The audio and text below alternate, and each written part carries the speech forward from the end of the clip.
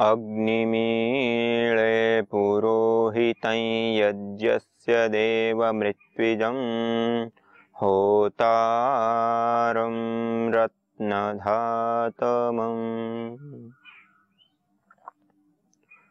सर्वरक्षक परमपिता परमात्मा को याद करते हुए, जिन्होंने हम सबको यहाँ भेजा, हम सब के लिए अन्न, जल, फल, फूल, औषधियों से लेकर के जो हम सब की उन्नति के लिए, हम सब के कल्याण के लिए सबसे अत्यंत महत्वपूर्ण कोई साधन है, तो वह साधन है ज्ञान। जिस ज्ञान को परमपिता परमात्मा ने हमको वेद के माध्यम से प्रदान किया। वेद के माध्यम से क्या, वेद शब्द ही ज्ञान अर्थ है, वेद जाने अर्थ है, माने वेद माने ज्ञान हमें प्रदान किया। तो ऐसे परमपिता परमात्मा को हम सब कृतज्ञता पूर्वक प्रणाम करते हुए, और आइए उसी परमपिता परमात्मा ने जो हमको वेद रूपी ज्ञान प्रदान किया है, उस वेद में हम जो विभिन्न प्रकार के कर्मों का जो विधान किया है कि यह करे, यह ना करे, यह एक जो कैटेगरी बनाई, उसमें भी जिन कर्मों को हम श्रेष्ठ कह सकते हैं, या वेद ने जिन कर्मों को श्रेष्ठ बताए हैं, श्रुति ने जिसको श्रेष्ठ बताया है, वह कर्म है यज्ञ कर्म। यज्ञो वै श्रेष्ठ तमम कर्म, शतपथ ब्राह्मण में बताया। तो यह जो यज्ञ कर्म है वो अति श्रेष्ठ है, अति उत्तम है, और हम सब लोगों के लिए कल्याणकारी हैं। और यज्ञ कर्म एक इतना उत्तम, इतना श्रेष्ठ कर्म है जिसके माध्यम से संपूर्ण चराचर, यह सारा जो ब्रह्मांड है, चाहे वो जड़ जगत हो चाहे वो चेतन जगत हो, दोनों के ऊपर ही मानिए विशेष प्रकार से सात्विकता का आधान करने की बात हो, या उसमें संतुलन स्थापित करने की बात हो, या उसमें जो भी विकृति होती हैं उसको मिटाने की बात हो। अर्थात एक रूप से हम ऐसा कह सकते हैं कि संपूर्ण जड़ और चेतन दोनों की पूर्णता का काम करता है यज्ञ। इसीलिए वेद में बताया यज्ञो वै भुवनस्य नाभिः, यह जो यज्ञ है वो सारा ये चराचर भूमंडल है, जगत है, विश्व है, ब्रह्मांड है, उसकी नाभि के रूप में बताया। जैसे माता के गर्भ में रहते हैं और हमारा पोषण नाभि के माध्यम से होता है, उसी प्रकार से इस सारे ब्रह्मांड का जो पोषण है, शक्ति उसको जो मिलती है, तो वह शक्ति यज्ञ के माध्यम से भी मिलती है। तो इसलिए हम पूर्व काल को देखें, वैदिक काल को देखें, ब्राह्मण ग्रंथ इत्यादि जो रचे गए उस समय का काल देखें, तो उस समय में बहुतायात रूप में यज्ञों की प्रथाएं चलती थी और बहुत बड़ी मात्रा में यज्ञ हुआ करते थे। भगवान राम जी का हम जीवन देखें तो उन्होंने स्वयं ने भी यज्ञ किए और अपने घर को उन्होंने छोड़ा। तो उस समय हम देखें तो ऋषियों ने उनको अपने यज्ञों में जो राक्षस लोग बाधाएं डाल रहे थे या उसमें जो बाधक बन रहे थे, तो उनको हटाने के लिए, उनको दूर करने के लिए ऋषि लोग भगवान श्री राम को अपने आश्रम ले गए और फिर ऋषियों ने यज्ञ किया और उन्होंने उन राक्षसों से उस यज्ञ की रक्षा की। तो यह जो दृष्टांत हमारे सामने आता है रामायण के माध्यम से, उसी प्रकार से भगवान श्री कृष्ण जी ने भी इस प्रकार के यज्ञ किए। तो यह जो इतिहास है वो इस यज्ञ से भरा पूरा है। और ब्राह्मण ग्रंथों को देखें तो जिस समय ब्राह्मण ग्रंथ लिखे गए होंगे उस समय का यदि हम काल देखें तो उस समय इतनी बड़ी मात्रा में यज्ञ की महिमा थी कि हम कल्पना भी नहीं कर सकते। और आज हम ब्राह्मण ग्रंथों को पढ़े और देखें तो उसमें बहुतायात मात्रा में यज्ञ की महिमा को बहुत बड़े रूप में वर्णित किया गया है और इतने सारे लाभ बता दिए गए हैं कि यह जो यज्ञ है वो हमारे स्वास्थ्य के लिए भी है, यह जो यज्ञ है वो हमारी आत्मिक उन्नति के लिए भी है, और यह जो यज्ञ है वो इस भूमि को उर्वरक बनाने के लिए फल फूल औषधि वनस्पति जो है वो पौष्टिक सात्विक और अच्छे हमको मिले उसके लिए भी लाभकारी होता है। वायु प्रदूषण जो होता है उसको भी दूर करता है, वायु को भी शुद्ध करने का काम करता है। और वहाँ से लेकर के जो भी पहलू हम ले लें वह सब पहलुओं के साथ यज्ञ जुड़ा है। इसलिए हमारे पूर्व ऋषि मुनियों ने इस परंपराओं को देख करके, इस यज्ञ की महत्ता को देख करके उन्होंने इस यज्ञ को एक परंपराओं के रूप में हमारे बीच में स्थापित किया, समाज में स्थापित किया।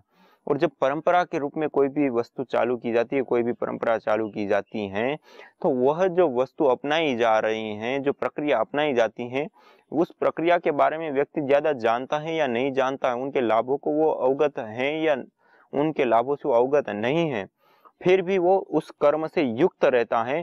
और जब वो कर्म वो करता है तो निश्चित रूप से उसका लाभ भी उनको प्राप्त होता है। और आज हम इन परंपराओं को देखें तो इतना विस्तार पाई हुई है कि हम कल्पना भी नहीं कर। जैसे हमारे 16 संस्कार जो होते हैं मनुष्य के, वो 16 के 16 संस्कार इससे युक्त हैं। या कोई शुभ अशुभ जो कर्म किए जाते हैं उस समय भी यज्ञ किए जाते हैं। तो इस प्रकार से देखें तो हमारी परंपरा में बहुतायत रूप में यज्ञ आज भी प्रचलित है किसी न किसी रूप में। और इतना ही नहीं, उसके बाद का जो कालखंड आया जिसमें महर्षि दयानंद सरस्वती जी ने इसका पुनरुद्धार किया, ऐसा हम एक रूप से कह सकते हैं। क्योंकि इस यज्ञ करने की जो पद्धतियां थी वो इतनी क्लिष्ट थी, इतनी कठिन थी और इतने ज्यादा खर्च की अपेक्षा वाली थी कि हम कल्पना नहीं कर सकते। बहुत अधिक खर्च वाली भी थी और क्लिष्ट भी थी, जिसके कारण लोग इस यज्ञ को अपना नहीं पा रहे थे, कर नहीं पा रहे थे। फिर स्वामी दयानंद सरस्वती जी ने इस विधि को और जितनी सरल बनाई जा सकती है उतना सरल उन्होंने बनाने का प्रयास किया। और उन्होंने एक दैनिक यज्ञ के रूप में हमारे सबके बीच में स्थापना की। और उसके साथ साथ गर्भाधान संस्कार से लेकर के अंत्येष्टि संस्कार तक के जो 16 के 16 संस्कार हैं, उन संस्कारों में भी इस यज्ञ को उन्होंने लागू किया।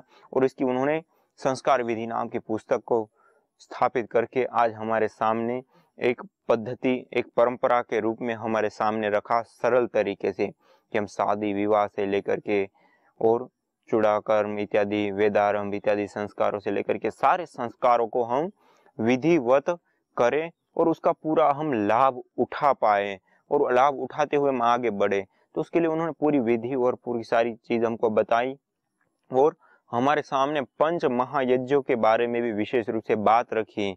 और यह जो 5 महायज्ञ हैं, ऋषि यज्ञम, देव यज्ञम, भूत यज्ञम तत्सर्वदा, नित यज्ञम, पितृयज्ञम च यथाशक्ति न हापयेत, जो ये मनुस्मृति में बताया कि 5 जो ये यज्ञ होते हैं, उन 5 यज्ञों को हमको अनिवार्य रूप से करना चाहिए।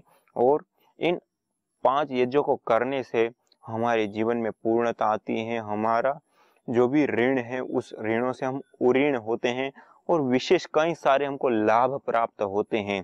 इसलिए इस 5 महायज्ञ का विधान किया। उसमें सबसे पहला यज्ञ है ब्रह्म यज्ञ। तो यह जो ब्रह्म यज्ञ है वो हमारी भीतर की पूर्णता के लिए है, हमारी आध्यात्मिक उन्नति के लिए है। और जो ये ब्रह्म यज्ञ है, उस ब्रह्म यज्ञ में हम प्रार्थना पूर्वक स्तुति, प्रार्थना, उपासना के जो मंत्र होते हैं उनका उच्चारण करते हैं। मनसा परिक्रमा इत्यादि जो मंत्र होता है उसका हम उच्चारण करते हैं। प्राणायाम, मंत्र प्राणायाम भी करते हैं। और यह जो सारी पद्धति महर्षि दयानंद सरस्वती जी ने जो हमको बताई, उसके माध्यम से हम ब्रह्म यज्ञ करते हैं। और ब्रह्म यज्ञ को करके हम अपनी चित्त की शुद्धि को करते हैं, अपने मन को शांत करते हैं, सहज करते हैं, एकाग्र करते हैं और हम अपनी आध्यात्मिक उन्नति को प्राप्त करते हैं। और उस परम पिता परमात्मा का सुबह और शाम दोनों समय, संध्या के समय, संध्या वेला में हम परम पिता परमात्मा का ध्यान करते हैं। इसीलिए कहता है कि संध्या भी उसी से ना पड़े। संध्या मानी सम्यक रूप से जो ध्यान किया जाता है, मानी सही रूप से, अच्छे प्रकार से जो ध्यान किया जाता है उसको कहते हैं संध्या। तो इसलिए ये जो ब्रह्म यज्ञ है उसको हम संध्या के रूप से भी जानते हैं। और उसके बाद दूसरा जो यज्ञ है वह है देव यज्ञ। देव यज्ञ एक परोपकार की भावना है, एक त्याग की भावना है। और उसके साथ साथ जिन पंच तत्वों से हमारा यह शरीर बना है, जिन पंच तत्वों से यह सारा जगत बना है, पृथ्वी, जल, अग्नि, वायु इत्यादि, जो 5 तत्व है, आकाश इत्यादि, तो इन 5 तत्वों की शुद्धि के लिए विशेष करके किया जाता है। हम यहाँ पर इस धरती पर रहते हैं तो हम खाते पीते हैं और भोजन इत्यादि बनाते हैं। वेस्टेज जो होता है उसको फेंकते हैं, मल मूत्र इत्यादि का हम त्याग करते हैं। श्वास लेते हैं तो ऑक्सीजन इत्यादि का हम ग्रहण करते हैं और प्रश्वास के माध्यम से हम कार्बन डाइऑक्साइड इत्यादि गैसों को छोड़ते हैं। तो वो सारी चीज क्या करती है, इस वायु को प्रदूषित करती है, इस वायु को दूषित करती हैं।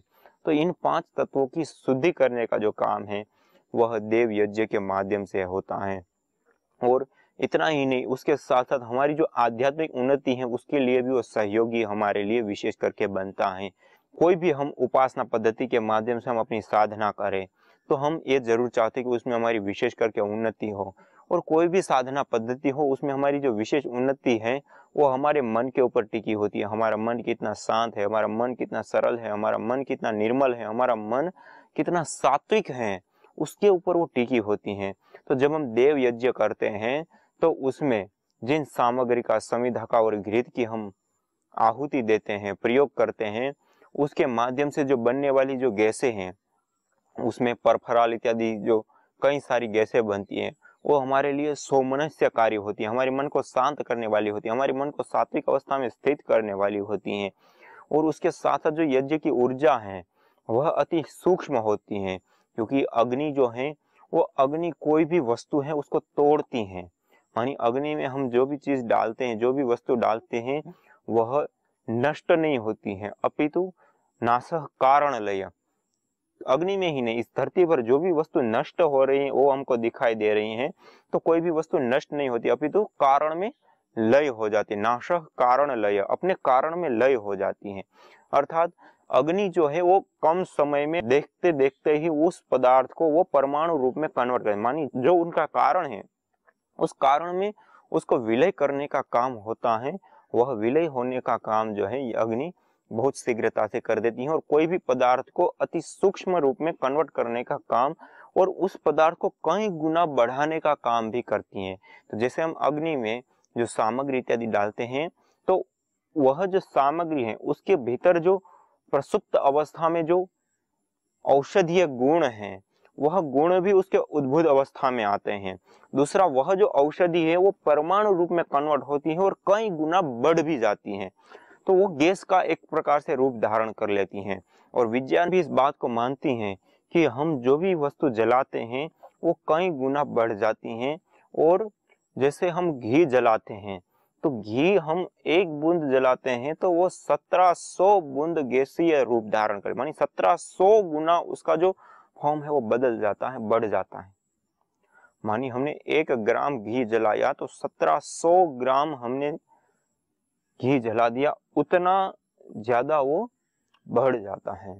तो इसलिए यह जो अग्नि का यहाँ पे प्रयोग हुआ है वह एक अति श्रेष्ठ रूप में प्रयोग हुआ है और एक पूरी वैज्ञानिक प्रक्रिया है यहाँ। और उसके साथ साथ यहाँ पर जो घटनाएं घटती हैं, हम जब यज्ञ कर रहे हैं उसमें, तो जिन पदार्थों की हम आहुति दे रहे हैं वो एक तो उसके भीतर जो औषधीय गुण प्रसुप्त अवस्था में है वो उद्भूत होते हैं, दूसरा वो गैसीय रूप धारण करते कई गुना मल्टीपल बढ़ जाते हैं और चारों ओर के वातावरण में वो फैल जाते हैं। तो इससे होता क्या है, जो औषधीय गुण हैं, चाहे घृत के हैं, चाहे सामग्री के हैं, चाहे समिधा, वो पूरे वातावरण में फैल करके उस वातावरण को उन औषधीय गुणों से युक्त करने का काम करता है। और उसके साथ साथ उस वातावरण में जो भी नेगेटिव शक्ति है उस शक्ति को भी खत्म करने का काम करता है।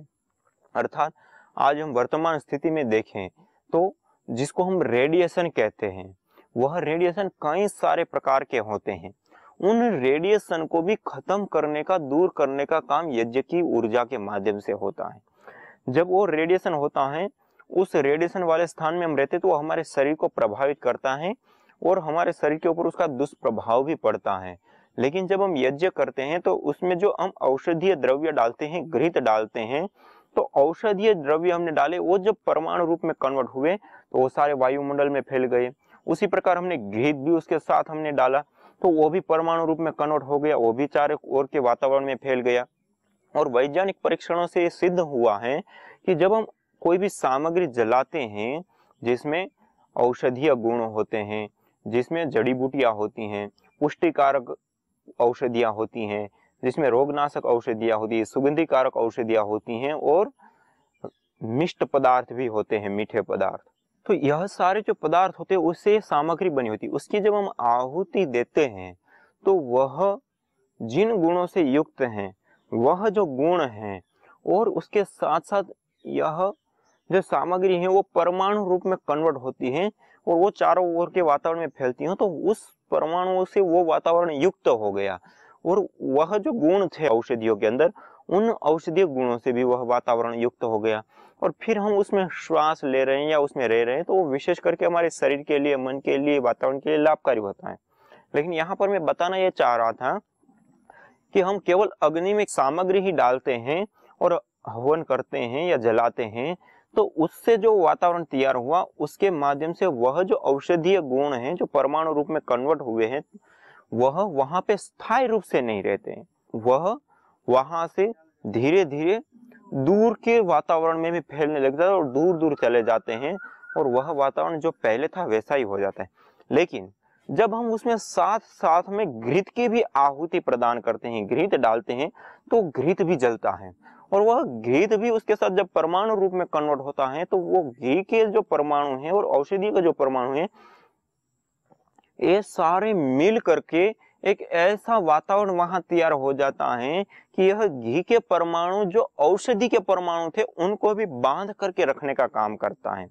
अर्थात हम जब यज्ञ करते हैं, हवन करते हैं, तो वहां से तुरंत ही वह औषधीय द्रव्य गुण उड़ नहीं जाते हैं, दूर नहीं हो जाते हैं, अपितु वहां बंधे रहते हैं और वह जो वातावरण है उसमें फिर जो रेडिएशन किसी भी प्रकार का होता है उस रेडिएशन को खत्म करने का काम यह जो परमाणु है वह करते हैं, जो औषधीय द्रव्यों के और घृत के परमाणु है वह। तो इस प्रकार से हम देखें तो उस रेडिएशन को जो अदृष्ट है, जो आज वर्तमान में तो हम यंत्रों के माध्यम से देखते हैं कि जो मोबाइल इत्यादि का रेडिएशन होता है या फिर अन्य भी जो इलेक्ट्रॉनिक जो चीजें हम प्रयोग करते हैं जो हाई पावर के ऊपर यूज होती है, तो वहां पे भी यह इलेक्ट्रोमैग्नेटिक फील्ड जनरेट होता है। वो आज तो हम मशीनों के माध्यम से जानते थे, लेकिन पूर्व काल में तो हम नहीं जानते थे। और यह भी नहीं है, इससे अतिरिक्त भी कई सारे प्रकार के विभिन्न रेडिएशन होते हैं। उन सभी प्रकार के रेडिएशनों को कम करने का, दूर करने का कार्य यज्ञ करता है और वो इस प्रकार से करता है। और ये साइंटिफिक रूप से भी भारत सरकार के द्वारा स्वास्थ्य मंत्रालय के माध्यम से इसके ऊपर जो काम हुए उसके माध्यम से यह सिद्ध हुआ है। और यह रेडिएशन को दूर करने का काम तो यहाँ पे हुआ ही हुआ, लेकिन उसके साथ साथ जो उनके औषधीय गुण हैं वह भी सारे वायुमंडल में फैल गया और वो वायुमंडल में फैलने के कारण उस वायुमंडल में जो भी बैक्टीरिया है, कीटाणु है, वायरस है, फंगस है, जिसको हम माइक्रोबायोलॉजिकल जो भी प्रदूषण कहते हैं, वह सारा का सारा दूर होता है और वहां पे किसी भी प्रकार के कोई रोगाणु, जीवाणु, कीटाणु, वायरस, फंगस इत्यादि रह नहीं सकते हैं। और फिर उस वातावरण में हम रहते हैं तो कोई रोग भी नहीं होंगे और उस वातावरण में रहकर के हम श्वास लेंगे तो वह जो औषधीय गुण है वो श्वास के माध्यम से हमारे लंग्स तक और लंग्स के माध्यम से हमारे रक्त में और रक्त के माध्यम से हमारे पूरे शरीर में, मानी बहुत ही कम समय में हमारे पूरे शरीर में वह औषधीय द्रव्य घुल जाते हैं, हमारे पूरे शरीर में प्रवेश कर पाते हैं। इतना हम जो इंजेक्शन देते हैं उससे भी ज्यादा फास्ट एक प्रक्रिया है यह, क्योंकि यह जो यज्ञ के माध्यम से जो ऊर्जा बनती है वो अति सूक्ष्म ऊर्जा होती है और इतनी सूक्ष्म होती है कि हमारे शरीर के आर पार ऐसे ही जाती है जैसे रेडिएशन होते हैं।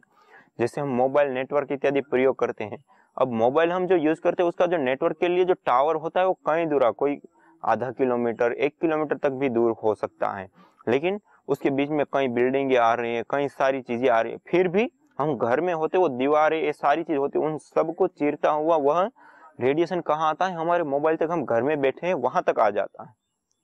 तो जैसे वहां पे वो रेडिएशन इतना अदृष्ट रूप में, इतने सूक्ष्म रूप में आता है, जस्ट उसी प्रकार से उस रेडिएशन को भी खत्म करने की शक्ति है इस यज्ञ में। तो आप विचार कीजिए यह शक्ति कितनी सूक्ष्म होगी।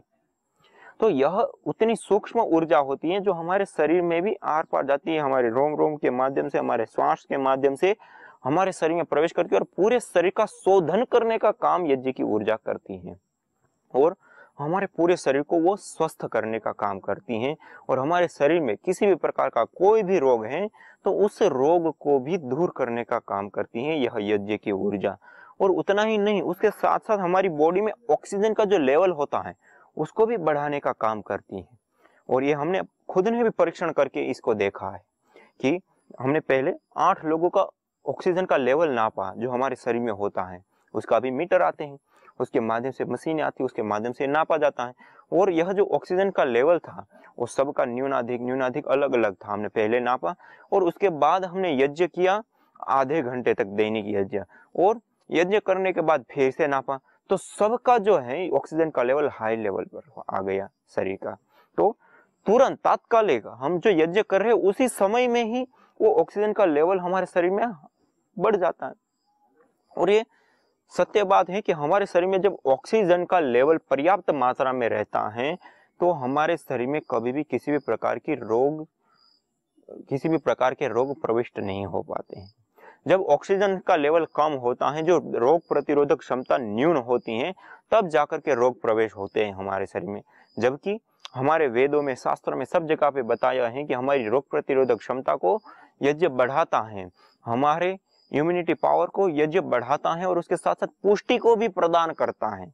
मानिए हम जिस भोजन को करके हम शरीर की पुष्टि प्राप्त करते हैं, उस पुष्टि को हम यज्ञ के माध्यम से भी प्राप्त कर सकते हैं।